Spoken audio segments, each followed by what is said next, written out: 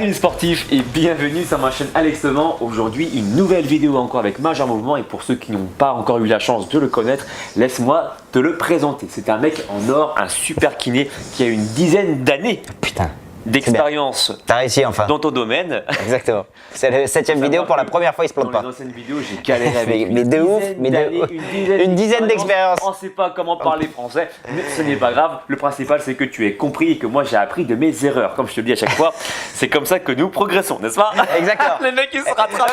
Mais pas une fois, c'est la première fois qu'il a réussi. Je suis tellement content. Je m'attendais tellement à ce que tu la plantes que j'étais blasé. Genre, ok, je la laisse se planter pendant 6 fois et après on attaque. Donc, je disais, aujourd'hui, il est là pour te montrer comment faire pour éviter d'avoir le dos Quasimodo. On est tous confrontés à ce problème aujourd'hui parce que nous avons tous un ordinateur ou au moins un iPad ou au moins un téléphone et donc nous avons tous du coup une sursollicitation des muscles de la chaîne antérieure qui font que nous sommes comme ça en permanence en mode Quasimodo et il est là pour t'apporter la solution aujourd'hui. C'est pour ça que je l'ai aussi invité et je t'invite en plus de ça à le suivre sur les réseaux sociaux.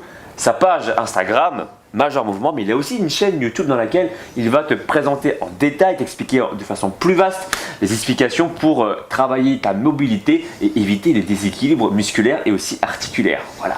Waouh, c'est vachement bien dit Alex. Alors je vais déjà commencer par dire, bon, 1, merci de m'avoir invité. 2, je vous rassure, on n'est pas tous comme ça et les déséquilibres musculaires n'entraînent pas forcément des douleurs, mais je vais vous montrer des moyens justement pour diminuer ces petits déséquilibres musculaires et posturaux. Évidemment, le format des réseaux sociaux fait que je suis là, mais la personne la plus indiquée pour vous aider par rapport à ça, c'est votre médecin et le kiné le plus proche de chez vous.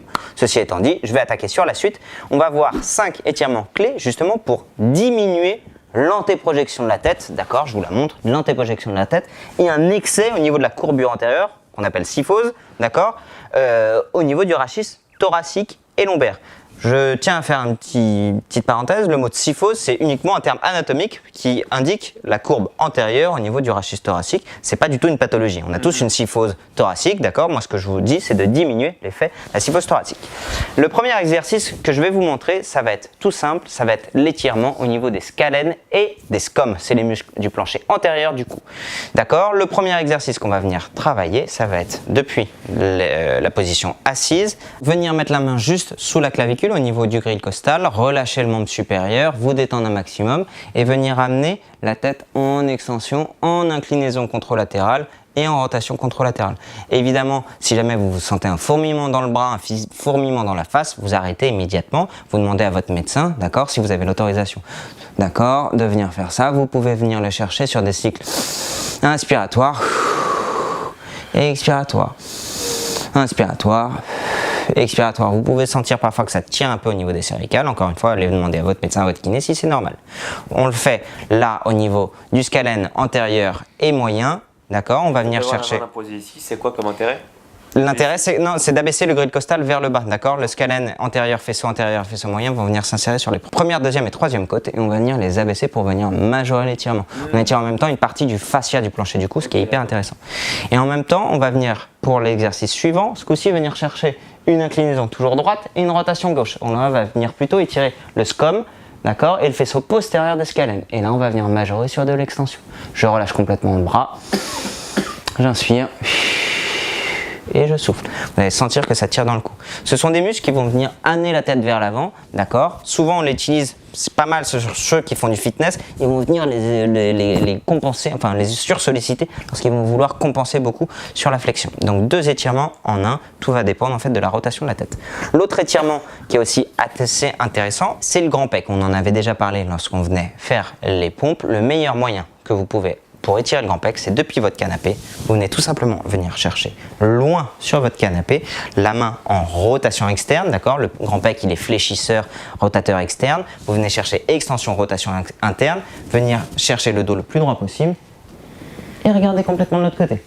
Vous pouvez soit venir le chercher de manière dynamique au travers de l'autre bras, là vous allez sentir, ça peut même étirer le biceps chez certains, d'accord? Ce qui va être important, c'est de ne pas avoir l'épaule qui va partir. Là vous n'êtes plus du tout sur le grand pec, vraiment fixer l'omoplate vers l'arrière et venir chercher à étirer. Moi ça me tire le biceps là. Ça tire le biceps, exactement. Si on est un peu plus en antépulsion du moignon de l'épaule et venir chercher l'extension, on peut étirer le biceps. Moi je propose de venir pour le coup étirer le grand pec. Le biceps c'est aussi intéressant à étirer.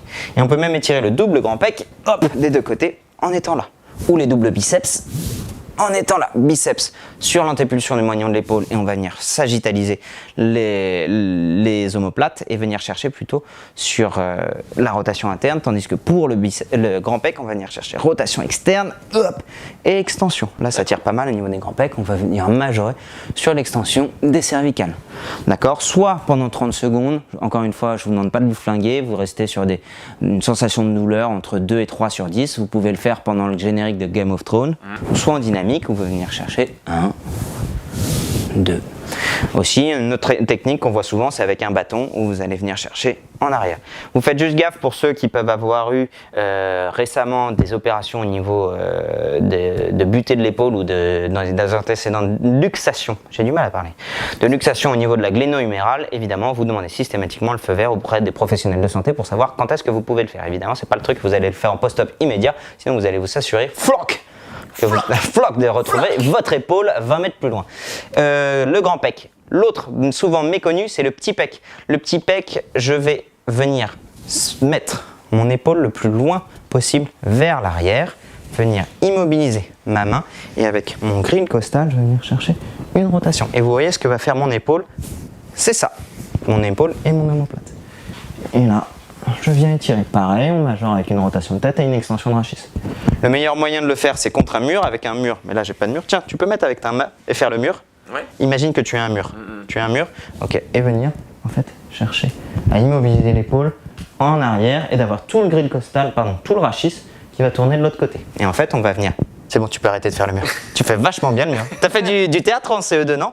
T'étais là. Ça, c'est un mur. C'est incroyable. Donc venir chercher à ramener l'épaule vers l'arrière. Le petit pec, je vous le rappelle, il a pour but de venir antépulser l'épaule. Et donc quand vous avez l'épaule qui est comme ça, notamment pour les mecs qui font beaucoup de dips, avec une contraction permanente du petit pec, fouac. Allez, ça c'est des années d'expérience les copains. Ok, et le dernier, c'est un mouvement que j'appelle l'équerre. Tiens, si tu regardes mon bassin, voilà. Je suis positionné comme ça, d'accord? Le dos est en théorie le plus droit possible, les genoux sont tendus.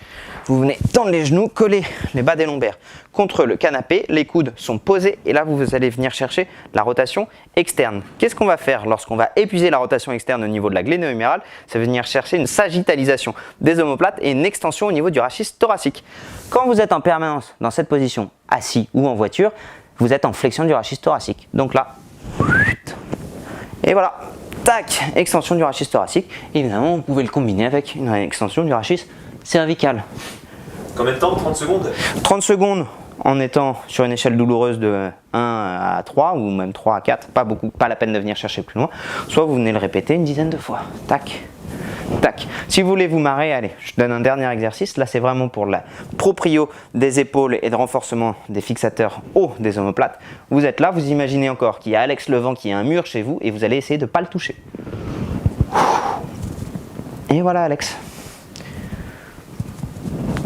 Là, vous allez sentir vraiment toute la contraction au niveau des muscles hauts du dos. Vous voyez, on peut solliciter le dos sans avoir de poids. Génial. Merci.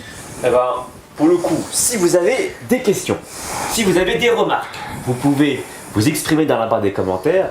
Mais mieux encore, si vous voulez nous soutenir dans notre travail, eh ben, mettez un pouce en l'air. Si vous en mettez 2, ça risque de le supprimer. Attention, plus qu'un seul.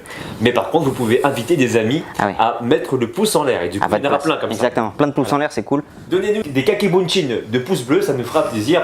Encore une fois, abonnez-vous sur sa page Instagram Major Mouvement, mais également sur sa chaîne YouTube. Et puis, optionnellement, tu peux aussi me suivre sur les réseaux sociaux Facebook, Instagram, Snapchat et Twitter. Abonne-toi sur ma chaîne. Et je ne l'ai pas dit au début de la vidéo, mais active également la notification. L'important pour recevoir toutes mes notifications, pour que tu puisses savoir quand est-ce que je sors des vidéos, si tu n'actives pas, malheureusement, tu ne seras pas averti par YouTube. Et ça, c'est dommage. On a fait le tour. Exactement. Et puis on n'a pas fini pour nous, il y a encore d'autres vidéos qu'on va préparer. Entre temps, on te dit à très bientôt, prends soin de toi, bisous, ciao. Ciao.